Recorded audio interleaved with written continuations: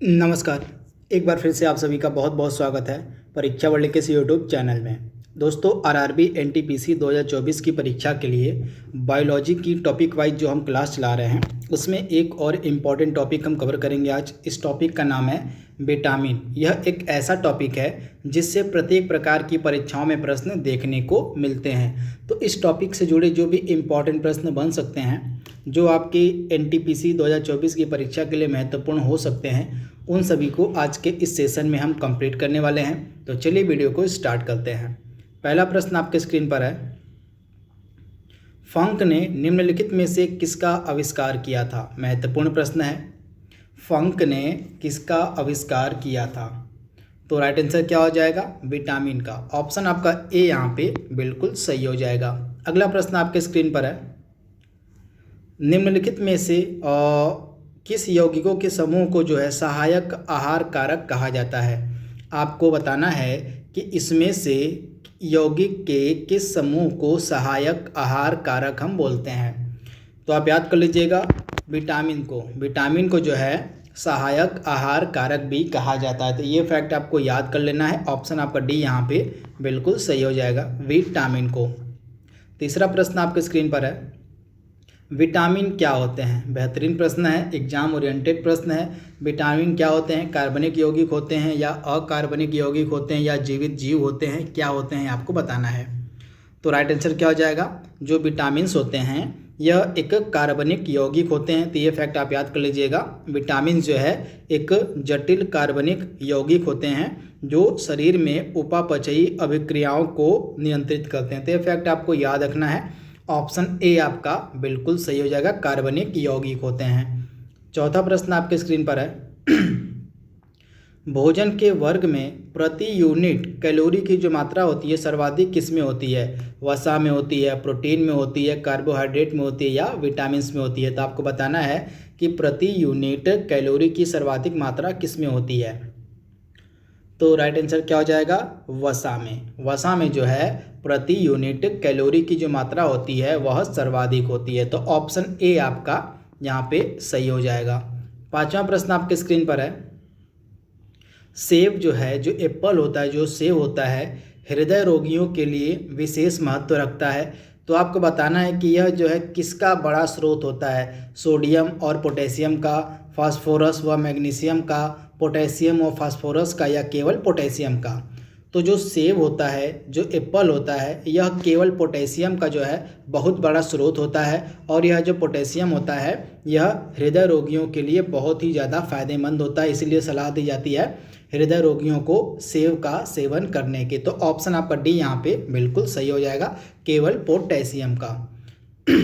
छठा प्रश्न आपके स्क्रीन पर है, और निम्नलिखित में से कौन सा विटामिन एवं उसकी कमी से होने वाला रोग है वह सुमेलित नहीं है। यहाँ पे आपको बताना है कि कौन सा सुमेलित नहीं है। तो पहला दिया गया है कैल्सीफेरॉल। तो कैल्सीफेरॉल जो है हम विटामिन डी को बोलते हैं, तो विटामिन डी को ही हम कैल्सीफेरॉल कहते हैं। तो कैल्सीफेरॉल की कमी से अस्थि रुग्णता नामक बीमारी होती है, यानी कि हड्डियों से संबंधित बीमारी आपकी विटामिन डी की कमी से होती है। तो पहला आपका सही दिया गया है। नियासिन की कमी से आपका क्या होता है, पेलाग्रा बीमारी यानी कि चर्म रोग होता है। तथा नियासिन को हम विटामिन बी3 भी बोलते हैं, आप याद कर लीजिएगा।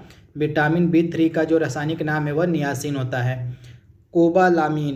कोबालामीन की कमी से कौन सा रोग होता है, तो आप याद कर लीजिएगा, रक्ताल्पता। तो ऑप्शन सी भी आपका बिल्कुल सही दिया गया है। वहीं राइबोफ्लेविन की कमी से जो है बेरी रोग होता है, जो कि गलत दिया गया है। यहाँ पे बेरी जो रोग होता है विटामिन B1 की कमी से होता है, न कि राइबोफ्लेविन की कमी से।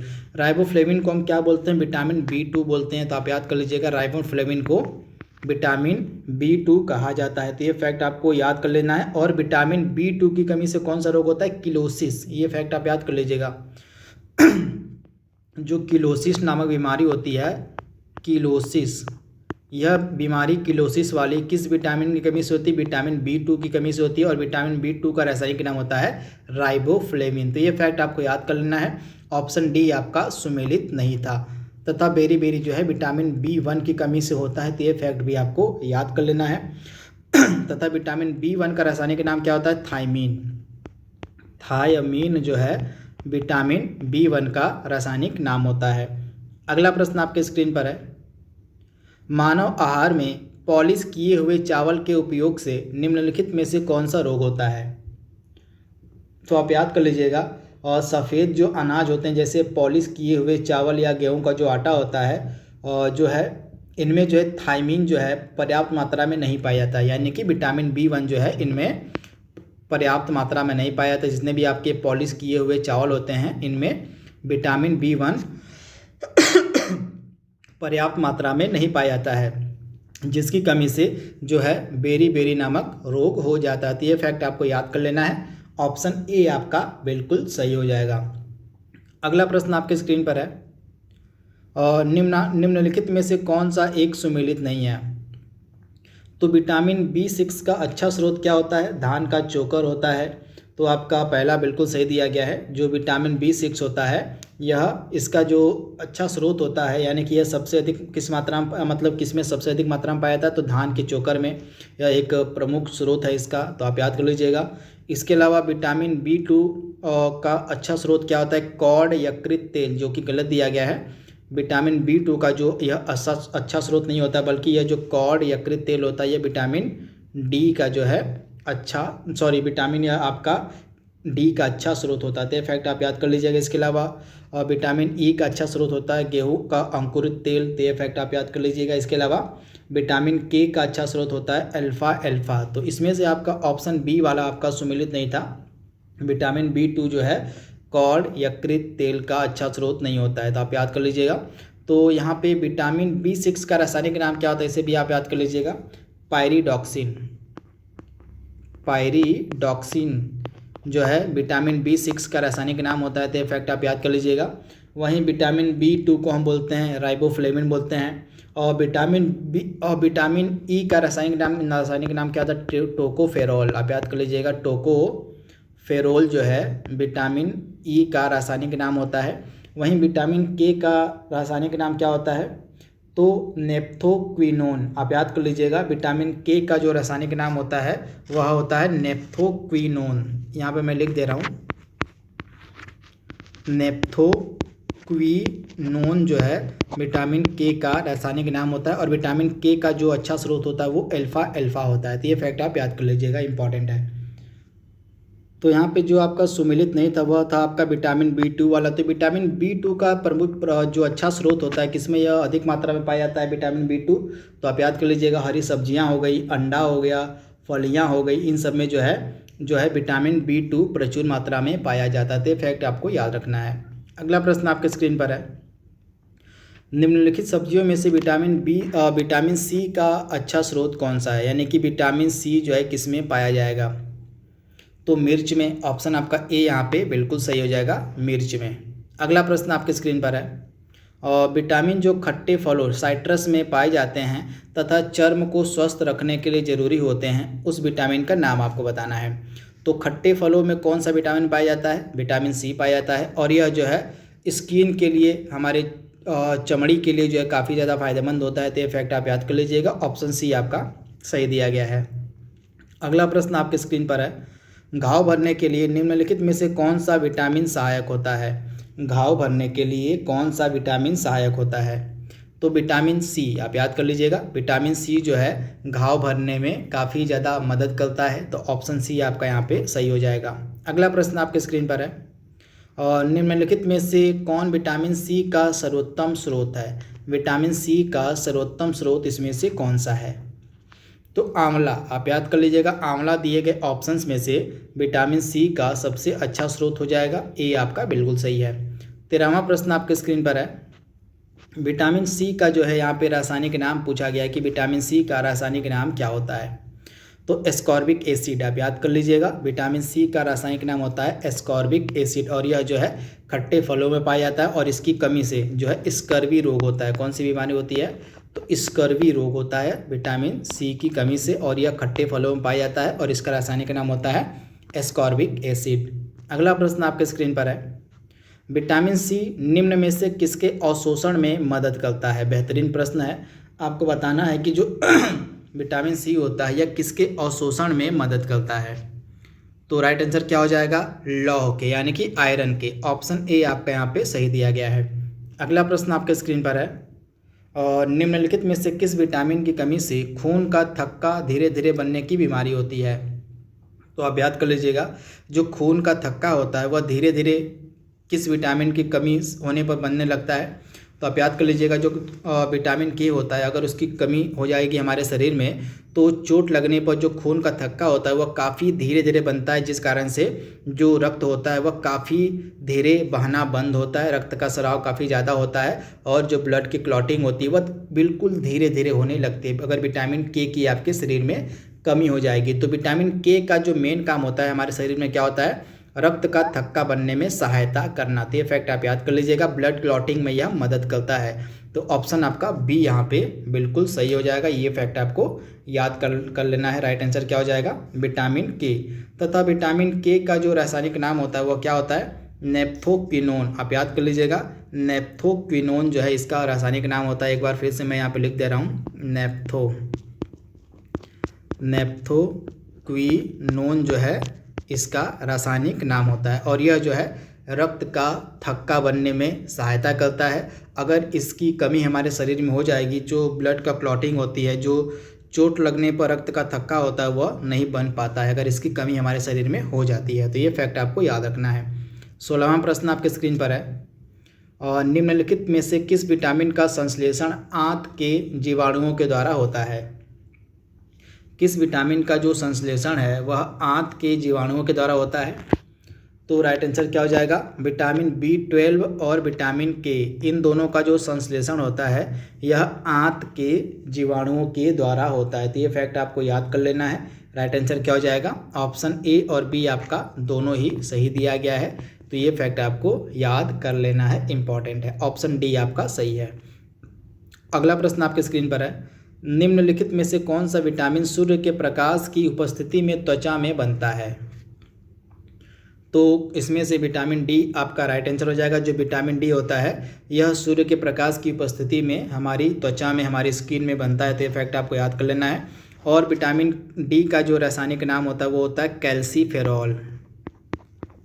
कैल्सीफेरॉल जो है विटामिन डी का रासायनिक नाम होता है। तो ये फैक्ट आपको याद कर लेना है। अगला प्रश्न आपके स्क्रीन पर है, विटामिन डी की अल्पता से कौन सा रोग होता है? विटामिन डी की अल्पता से कौन सा रोग होता है? तो आप याद कर लीजिएगा, रिकेट्स और ऑस्टियोपोरोसिस ये दोनों ही बीमारियां आपकी विटामिन डी की कमी से होती हैं। तो ये फैक्ट आप याद कर लीजिएगा। ऑप्शन आपका बी और सी दोनों सही है। तो इसके बारे में आपको याद रखना है, इंपॉर्टेंट है। तथा इसका अच्छा स्रोत क्या है और विटामिन डी का? तो आप याद कर लीजिएगा, मक्खन हो जाएगा, मछली का तेल हो जाएगा, अंडा हो जाएगा, सूर्य का प्रकाश हो जाएगा। ये सभी जो हैं अच्छा स्रोत माने जाते हैं विटामिन डी के। तो एक बार फिर से मैं आपको रिपीट कर दे रहा हूँ, मछली का तेल हो गया, अंडा हो गया, मक्खन हो गया, सूर्य के प्रकाश हो गया, ये सभी जो है अच्छे स्रोत माने जाते हैं विटामिन डी के। अगला प्रश्न आपके स्क्रीन पर है, और विटामिन डी का यहाँ पे रासायनिक नाम पूछा गया है। तो आप याद कर लीजिएगा, कैल्सीफेरॉल। कैल्सीफेरॉल जो है विटामिन डी का रासायनिक नाम होता है। ऑप्शन सी आपका बिल्कुल सही है। तथा रेटिनॉल जो है किसका रासायनिक नाम है? विटामिन ए का। तो ये फैक्ट भी आप याद कर लीजिएगा, विटामिन ए का जो रासायनिक नाम है वह रेटिनॉल है। तो ये फैक्ट आप याद कर लीजिएगा। और विटामिन ए की कमी से हमारे शरीर में कौन कौन सा रोग होता है? तो रतौंधी होता है। तो पहला आप याद कर लीजिएगा, रतौंधी जो होता है बीमारी, यह विटामिन ए की कमी से होती है। इसके अलावा एक और बीमारी होती है जिसको हम बोलते हैं जीरोप्थैल्मिया। इसको आप याद कर लीजिएगा, जीरोथैल्मिया। तो यह जो यहाँ पे मियाँ हो जाएगा, थैल्मिया। तो ये दो बीमारियां होती हैं आपकी विटामिन ए की कमी से, रतौंधी और जीरोप्थैल्मिया। तो ये दोनों के बारे में आपको याद रखना है। तो विटामिन ए का रासायनिक नाम आपका रेटिनॉल होता है। तो ये फैक्ट आप याद कर लीजिएगा। वहीं विटामिन डी का रासायनिक नाम हो जाएगा कैल्सीफेरॉल। अगला प्रश्न आपके स्क्रीन पर है, और निम्नलिखित में से किस विटामिन को अर्गो कैल्सीफेरॉल कहा जाता है? किस विटामिन को अर्गो कैल्सीफेरॉल हम कहते हैं, आपको बताना है। बेहतरीन प्रश्न है, एग्जाम ओरिएंटेड प्रश्न है। तो राइट आंसर आपका क्या हो जाएगा? विटामिन D2 को। विटामिन D2 को हम अर्गो कैल्सीफेरॉल कहते हैं। तो ये फैक्ट आप याद कर लीजिएगा, इंपॉर्टेंट है। यह जो विटामिन डी होता है इसको जो है दो वर्गों में बांटा जाता है। एक विटामिन आपका D2 होता है और एक आपका विटामिन D3 होता है। तो विटामिन D2 को हम बोलते हैं अर्गोकैल्सीफेरॉल और विटामिन जो आपका D3 होता है उसको बोलते हैं कोलेकैल्सीफेरॉल। कोलेकैल्सीफेरॉल हम बोलते हैं विटामिन D3 को और विटामिन D2 को हम बोलते हैं अर्गोकैल्सीफेरॉल। तो ये फैक्ट आपको याद कर लेना है। अगला प्रश्न आपके स्क्रीन पर है, निम्न में से कौन सा युग्म सुमेलित नहीं है? बेहतरीन प्रश्न है। इसमें से आपको बताना है कि कौन सा युग्म सुमेलित नहीं है। तो नियासिन की कमी से कौन सा रोग होता है? पेलाग्रा होता है, बिल्कुल सही है। पेलाग्रा नामक जो बीमारी होती है ये विटामिन B3 की कमी से होती है और विटामिन B3 का रासायनिक नाम होता है नियासिन। वहीं थायमिन की कमी से बेरी नामक रोग होता है, बिल्कुल सही दिया गया है। थायमिन को हम बोलते हैं विटामिन B1। विटामिन D की कमी से सूखा रोग होता है, बिल्कुल सही दिया गया है। वहीं विटामिन K की कमी से बंध्यापन नहीं होता है, आप याद कर लीजिएगा। विटामिन K की कमी से बंध्यापन नहीं होता, तो ये फैक्ट आप याद कर लीजिएगा। बल्कि विटामिन K की कमी से कौन सा रोग होता है? तो शरीर में जो है चोट लगने पर रक्त का जो थक्का होता है यह थक्का नहीं जम पाता है अगर इस विटामिन की कमी हो जाती है हमारे शरीर में। तो ये फैक्ट आप याद कर लीजिएगा, इंपॉर्टेंट है, एग्जाम ओरिएंटेड यह प्रश्न है, तो ये फैक्ट आपको याद कर लेना है। इसके अलावा जो बंध्यापन होता है यह किस विटामिन की कमी से होता है? तो बंध्यापन जो है विटामिन E की कमी से होने वाला रोग होता है। तथा विटामिन E का रासायनिक नाम क्या होता है? टोकोफेरॉल। टोकोफेरॉल जो है विटामिन E का रासायनिक नाम होता है। 22वां प्रश्न आपके स्क्रीन पर है, रतौंधी निम्न में से किसकी कमी से होती है? रतौंधी जो है निम्न में से किसकी कमी से होने वाली बीमारी है? बेहतरीन प्रश्न है। तो राइट आंसर आपका क्या हो जाएगा? राइट आंसर आपका हो जाएगा विटामिन A की कमी से रतौंधी नामक जो है बीमारी होती है। तो यहाँ से प्रश्न आपके एग्जाम में जरूर पूछा जाएगा, इसको आप याद कर लीजिएगा। इसके अलावा जीरोप्थैल्मिया, एक बार फिर से मैं आपको बता दे रहा हूँ, जीरोप्थैल्मिया यह जो बीमारी होती है यह भी विटामिन A की कमी से ही होती है। तो ये फैक्ट आप याद कर लीजिएगा। इसके अलावा संक्रमण भी अगर इसकी कमी हो जाती है हमारे शरीर में तो संक्रमण भी देखने को मिलता है हमारे शरीर में, तो ये फैक्ट भी आप याद कर लीजिएगा। तथा विटामिन A का जो मुख्य स्रोत होता है यानी कि किसमें यह विटामिन A पाया जाता है? तो गाजर हो गया, हरी सब्जियां हो गई, दूध हो गया, मक्खन हो गया, मछली का तेल हो गया, इसमें भी आपका विटामिन A पाया जाता है। यकृत में पाया जाता है, यानी कि लीवर जो जानवरों का होता है उसमें भी यह विटामिन A पाया जाता है। इसके अलावा अंडा में विटामिन A पाया जाता है। तो एक चीज़ आप याद कर लीजिएगा, अभी मैंने आपको बताया मछली का तेल, तो मछली का तेल जो है विटामिन A का भी अच्छा स्रोत है और विटामिन D का भी अच्छा स्रोत माना जाता है। तो ये फैक्ट आप याद कर लीजिएगा। अगला प्रश्न आपके स्क्रीन पर है, मानव शरीर में विटामिन A कहाँ पर संचित रहता है? बेहतरीन प्रश्न है। जो विटामिन A होता है यह कहाँ पर संचित रहता है? तो यह जो है हमारे लीवर में, हमारी यकृत में संचित रहता है। तो ये फैक्ट आप याद कर लीजिएगा, हमारे लीवर में जो है विटामिन A संचित रहता है। ऑप्शन आपका A यहाँ पे बिल्कुल सही हो जाएगा। तो ये फैक्ट आपको याद कर लेना है, इम्पॉर्टेंट है प्रश्न। इसके अलावा अगला प्रश्न आपके स्क्रीन पर है, और निम्नलिखित में से किसमें विटामिन A की मात्रा अधिक है? दिए गए ऑप्शन में से किसमें विटामिन A की मात्रा सर्वाधिक है?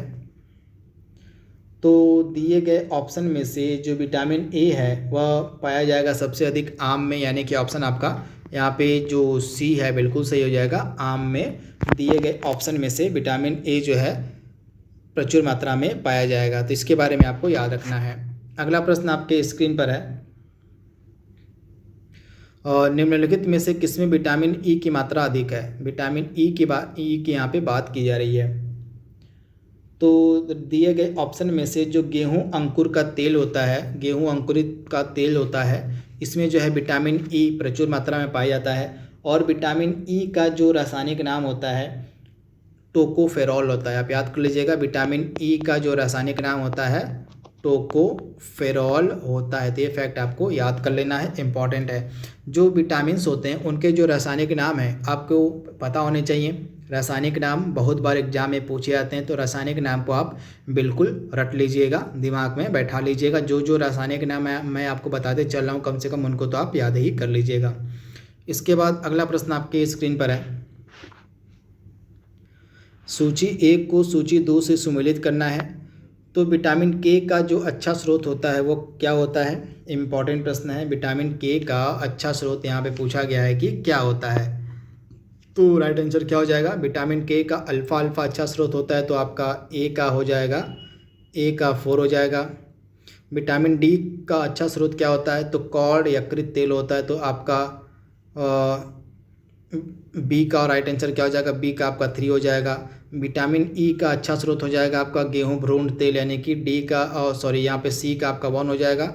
और विटामिन सी का अच्छा स्रोत हो जाएगा नींबू यानी कि आपका डी का हो जाएगा 2। तो इसको आप याद कर लीजिएगा। ए का 4 यानी कि विटामिन के का अच्छा स्रोत अल्फ़ा अल्फ़ा हो जाएगा। बी का 3 यानी कि विटामिन डी का अच्छा स्रोत कॉड यकृत तेल हो जाएगा यानी कि मछली का तेल हो जाएगा। इसके बाद विटामिन ई का अच्छा स्रोत होता है गेहूं भ्रूण तेल, तो इसके बारे में आप याद कर लीजिएगा। वहीं विटामिन सी का अच्छा स्रोत हो जाएगा नींबू। अगला प्रश्न आपके स्क्रीन पर है, और निम्नलिखित में से किसका निर्माण हमारे शरीर में नहीं होता है? तो आप याद कर लीजिएगा किसका निर्माण जो है हमारे शरीर में नहीं होता है। तो विटामिन ए का, ऑप्शन आपका ए यहाँ पे बिल्कुल सही हो जाएगा। जो विटामिन ए होता है इसका जो निर्माण है हमारे शरीर में नहीं होता है, तो ये फैक्ट आप याद कर लीजिएगा, इम्पॉर्टेंट है। इसके अलावा जो विटामिन होते हैं आप याद कर लीजिएगा, विटामिन का जो संश्लेषण है हमारे शरीर के द्वारा नहीं किया जाता है। आप याद कर लीजिएगा जो विटामिन होते हैं इनका जो संश्लेषण है हमारे शरीर के द्वारा नहीं किया जाता है। कुछ विटामिन इसके अपवाद हैं, जैसे विटामिन के, विटामिन B12 और विटामिन डी इसके अपवाद हैं। इसके अलावा अन्य जो विटामिन हो उनको हमें बाहर से ही लेना पड़ता है। तो आप याद कर लीजिएगा अपवाद में क्या क्या हो जाएगा? अपवाद में विटामिन के हो जाएगा, विटामिन B12 हो जाएगा और विटामिन डी जो है इसके अपवाद होते हैं। बाकी अन्य जो विटामिन होते हैं उनका जो संश्लेषण है हमारा शरीर नहीं करता। तो ये फैक्ट आप याद कर लीजिएगा, यहाँ से बहुत बार एग्जाम में प्रश्न पूछा गया है। इसके बाद अगला प्रश्न आपके स्क्रीन पर है, दिया गया यहाँ पे, और निम्नलिखित में से किसमें कोबाल्ट पाया जाता है? दिए गए ऑप्शंस में से किसमें कोबाल्ट पाया जाता है? तो आप याद कर लीजिएगा कोबाल्ट जो है विटामिन B12 में पाया जाता है। ऑप्शन आपका सी यहाँ पे बिल्कुल सही हो जाएगा, विटामिन B12 में। विटामिन B12 का रासायनिक नाम क्या होता है? साइनोकोबालामीन। आप याद कर लीजिएगा, साइनोकोबालामीन जो है विटामिन B12 का रासायनिक नाम होता है और इसमें जो है कोबाल्ट पाया जाता है। तो ये फैक्ट आप याद कर लीजिएगा, इंपॉर्टेंट है। अगला प्रश्न आपके स्क्रीन पर है, जल में घुलनशील विटामिन की यहाँ पे बात हो रही है कि जल में घुलनशील विटामिन कौन सा है? इंपॉर्टेंट प्रश्न है। आपके विटामिन जो हैं 2 प्रकार के होते हैं। एक आपका विटामिन जल में घुलनशील होता है, यहाँ पे मैं आपको बता दे रहा हूँ, और एक आपका विटामिन जल में घुलनशील होता है और एक आपका वसा में घुलनशील होता है। तो दोनों ही मैं आपको बता दे रहा हूँ। तो जल में घुलनशील विटामिन कौन कौन से होते हैं? विटामिन बी और सी। विटामिन बी और सी आपके जल में घुलनशील होते हैं। वहीं आपके वसा में घुलनशील विटामिन होते हैं आपके ए हो गया, डी हो गया, ई हो गया और के हो गया। ये 4 विटामिन आपके ए, डी, ई के वसा में घुलनशील होते हैं और विटामिन जो बी सी होता है यह जल में घुलनशील होता है। तो ये फैक्ट आपको क्लियर कर लेना है। अगला प्रश्न आपके स्क्रीन पर है, निम्नलिखित में से कौन सा विटामिन किसी स्वप्न को पर्याप्त अवधि तक याद रखने में सहायक होता है? आपको उस विटामिन का नाम बताना है जो किसी भी सपने को पर्याप्त अवधि तक याद रखने में सहायता करता है। तो इस विटामिन को हम बोलते हैं विटामिन B6। विटामिन B6 का रासायनिक नाम होता है पायरिडॉक्सिन। और यह जो विटामिन होता है यह किसी भी स्वप्न को जो है लंबे समय तक याद रखने में सहायता करता है। तो ऑप्शन आपका डी यहाँ पे सही हो जाएगा। अगला प्रश्न आपके स्क्रीन पर है, सूची 1 को सूची 2 से सम्मिलित करना है। तो आइए देख लेते हैं यहाँ पे।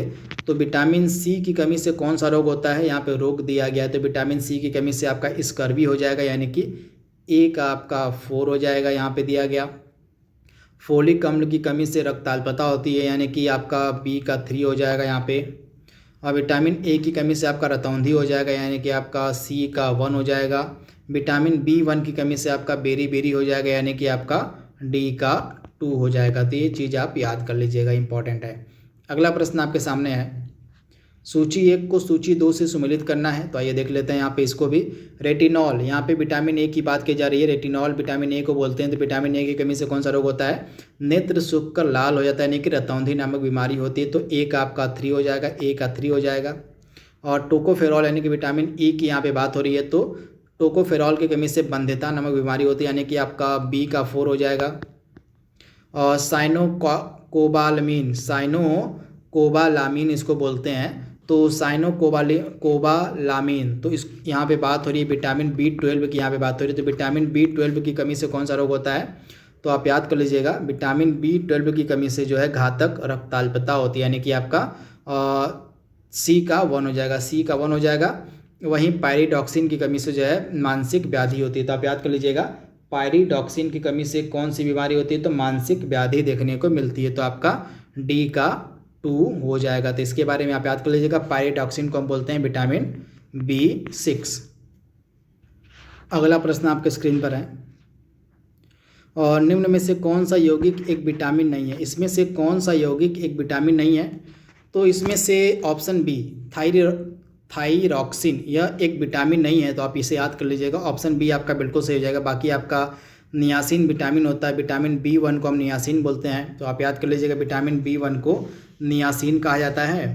इसके यहाँ पे विटामिन आपका जो होता है नियासिन आपका विटामिन B3 होता है, न कि विटामिन B1 होता है। विटामिन B1 आपका थायमिन होता है, यहाँ पे थोड़ी सी मिस्टेक हो गई है। तो विटामिन B3 को हम बोलते हैं नियासिन, और रिबोफ्लेविन किसको हम बोलते हैं, तो आप याद कर लीजिएगा, यहाँ पे रिबो नहीं होगा, राइबोफ्लेविन होगा, राइबोफ्लेविन होता है, राइबोफ्लेविन। तो राइबोफ्लेविन किस विटामिन को हम बोलते हैं, तो विटामिन आपका हो जाएगा विटामिन B2 को हम राइबोफ्लेविन बोलते हैं, और पायरिडॉक्सिन हम बोलते हैं विटामिन B6 को, तो ये फैक्ट आप याद कर लीजिएगा। वहीं विटामिन B1 को हम बोलते हैं थाइमिन। तो ये सभी आपके विटामिन है, लेकिन आपका जो थायरॉक्सिन है आपका विटामिन नहीं है, तो इसको आप क्लियर कर लीजिएगा। विटामिन B3 को हम बोलते हैं नियासिन, और नियासिन की कमी से कौन सा रोग होता है, तो नियासिन की कमी से रोग होता है पेलाग्रा। तो ये फैक्ट आप याद कर लीजिएगा, नियासिन की कमी से पेलाग्रा नामक बीमारी होती है, और विटामिन B2 यानी कि राइबोफ्लेविन की कमी से किलोसिस नामक बीमारी होती है। तो इस प्रकार से टोटल 35 बेहतरीन प्रश्नों को हमने कवर कर लिया है, जो विटामिन टॉपिक से बन सकते थे। आई होप यह टॉपिक आप इंजॉय कर रहे होंगे। तो आज के लिए बस इतना ही। Thank you, thanks for watching, thank you.